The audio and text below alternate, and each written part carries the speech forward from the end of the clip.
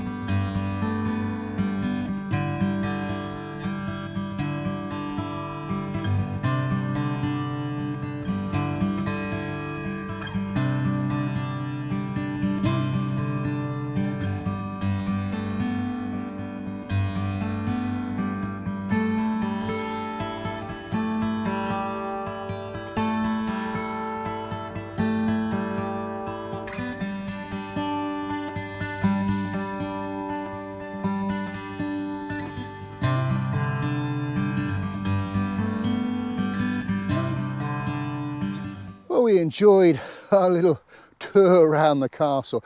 Now I remember coming here as a kid. My grandmother used to live at Steyning, and I came here on holiday, and my gran took me here. I was getting all excited to explore around a castle. I remember being somewhat disappointed with just the remains of the gatehouse, but there you go. There is actually quite a bit still here, and you can certainly get a good idea of what it used to look like. Anyway, there's something I want to show you just to the side, on the eastern side of the castle, before we have a little wander through the village. And this is the Church of St Nicholas, originally built in the late 11th century, and it was a chapel for the castle and also for a college of priests. And it was parochial by 1250, but sadly it was in ruins by the 17th century. It was originally a cruciform in shape with a north and south transept, but they've both gone. The tower and crossings were rebuilt in the 18th century as a chancel, and it was altered again in 1931. That's a small bit on the west side. So basically now you've just got the nave and tower with the chancel underneath, and that's all that remains of what was a larger church. Right, in we go. Wow, a lovely church. Looks like quite a modern looking organ on the left. There we go. Font on the right there. You can see where presumably where the transepts were originally. Lovely stained glass windows. Some lovely, I'll put a photograph up, faces, characters on the pillars there. What a lovely little church.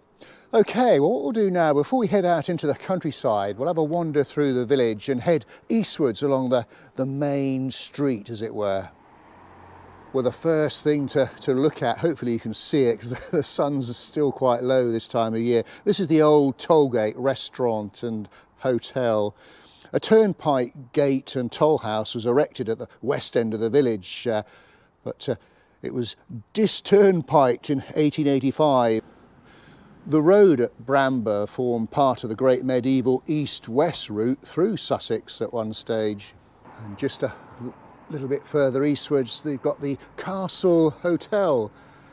Now, there was a pub called the Lion mentioned here in 1526, which was possibly identical to the White Lion recorded in 1549, but it became a Castle Inn hotel in around about 1870. Wow, just look at this. This is St Mary's House, a late 15th century timber-framed house that well, it was associated once with the Knights Templar, constructed around about 1470. It was originally a monastic hostel for pilgrims and monks who collected tolls at Bramber Bridge. More of that shortly. And apparently Charles II stayed here one night during his escape from the Battle of Worcester in 1651. It's now open to the public. I think there are tea rooms here and some quite stunning gardens. I'll tell you what, it's turning into a quite glorious day now. Such a lovely village to walk through, some quite exquisite houses. Well, where I'm standing now, roughly is where there used to be a very old bridge that's no longer here over the River Adur. But there's a little map in front of me. It's probably best if I show you on there what I'm talking about.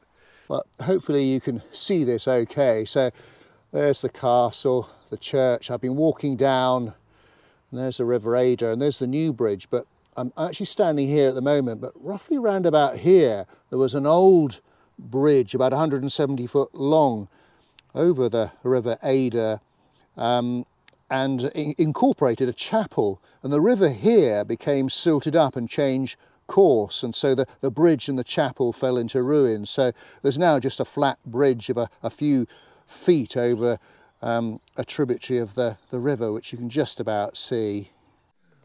Well, I've just crossed the River Adur. Some people get it mixed up with the River Arun. It's 20 miles long. It's got a couple of sources. You've got the Western Adur up at Slinfold and the Eastern Adur at Ditchling Common, and they meet west of Henfield, and the river flows out to sea at Shoreham. So we've now actually left Bramber, because when we cross over the river, which we've just done, we go into the little village of Upper Beeding. And this is Beeding Bridge. Mentioned earlier Bramber Bridge, which was the bigger and more important bridge, but this one was originally just a small wooden one, presumably over a much smaller channel of the river.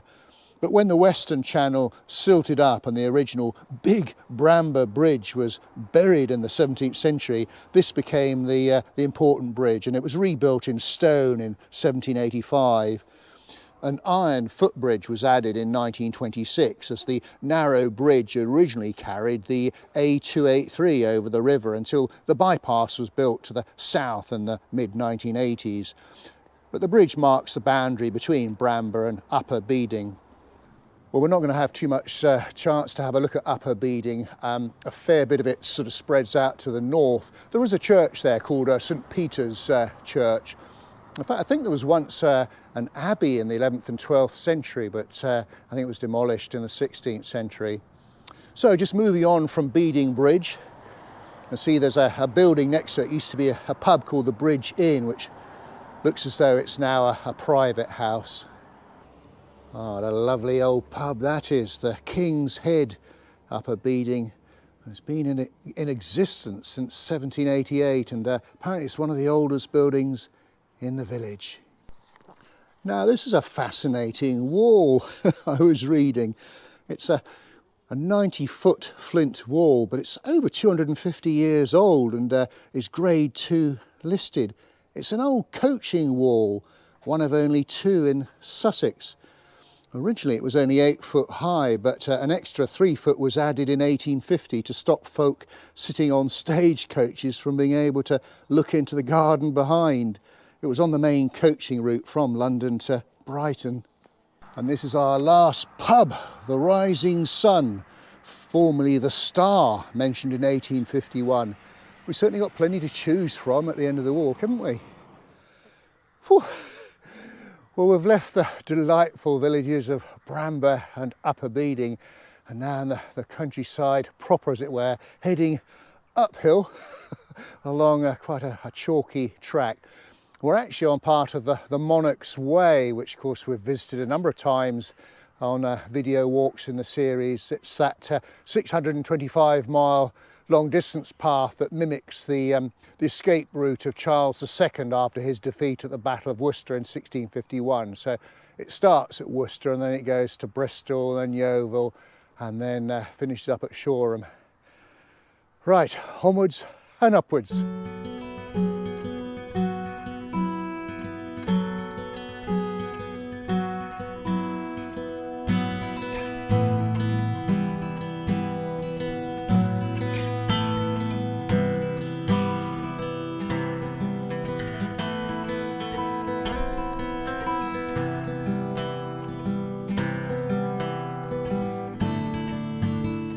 Well, we've made it to the top of Beeding Hill, and the views from up here, well, they're quite spectacular. So let me just show you behind me. So this is looking over to the west, so there's Steyning down below, and there's the South Downs. We will be sort of heading back down towards the river, and then I'm just panning across. The chimney there relates to the old cement works. I'll tell you a bit about that shortly. And then further, well, there's the sea, and that's Lancing College. And I'll try and get a photograph or zoom of the wind farm far out to sea. But oh, it's quite breathtaking up here, it really is.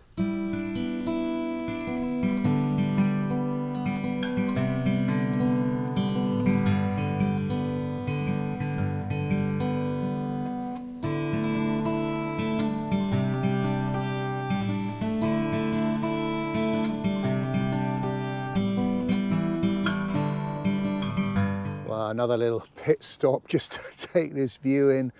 So there's the River Adur going past Beeding there, and oh yes, I can make out the church and the castle at Bramber poking up through the trees there where we started the walk from. There's a little seat up here. I think I might stay here for a while. I said I was going to tell you a little bit about the cement works. I don't think we're going to see too much of them from this side. They're almost on the other side of that ridge there, but a chalk pit existed in 1725 there, but by 1814 it was a large and successful lime works. Lime was processed in kilns, burning chalk was turned into lime, and coal was shipped into Shoreham and barged up to the works here. And in the 1880s, clay and chalk was burnt to make cement. Clay was also barged in. And there was a huge cement production facility here with train lines and workers' houses built. But it was all closed in 1991, and it's now abandoned and rotting away, and it's been a bit of an eyesore for decades. They keep coming up with plans for it, but it must be one of the largest brownfield sites in the South East. But the last time I looked, I think they were looking at possibly building a leisure complex there and having 2,200 homes, or maybe they'll just fill the hole in and put it back to what it looked like originally. Who knows?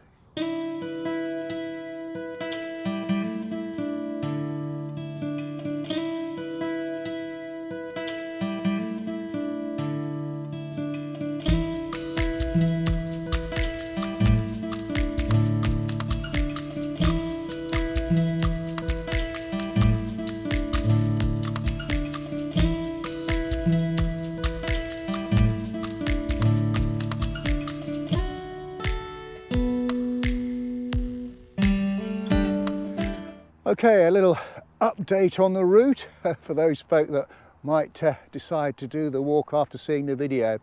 We're heading westwards. In fact, we're on the South Downs Way now, the 100-mile long-distance path that goes from Eastbourne in the east all the way to Winchester in the west. So I'm going to drop down, go over the main road, cross the Adur again, and there's a sweet little church to explore. Well, we've just crossed the A283, and what a perfect place for a pit stop for a coffee and a sausage roll. Well, just to prove that we're on the South Downs Way, there's an official South Downs Way water point for dogs as well. Well, fortified by that sausage roll and coffee, we continue our journey. So we're crossing the Adur again. It's looking quite serene this morning, and quite a substantial bridge. It was a glorious late autumnal day today, as I mentioned before, so a lot of people out making use of the glorious day before winter sets in. And just to show you where we've been, so that's the top of Beeding Hill. We came down the South Downs Way, over the road, had our coffee, and now over the Adur. And I will turn round to the south. Now, I'm conscious that the sun may well go in the camera here, but you can just make out some of the ruins of the cement works that I was talking about earlier. Anyway, well, just before we sort of head back to Bramber, I'm going to make a slight little detour to Botolph's.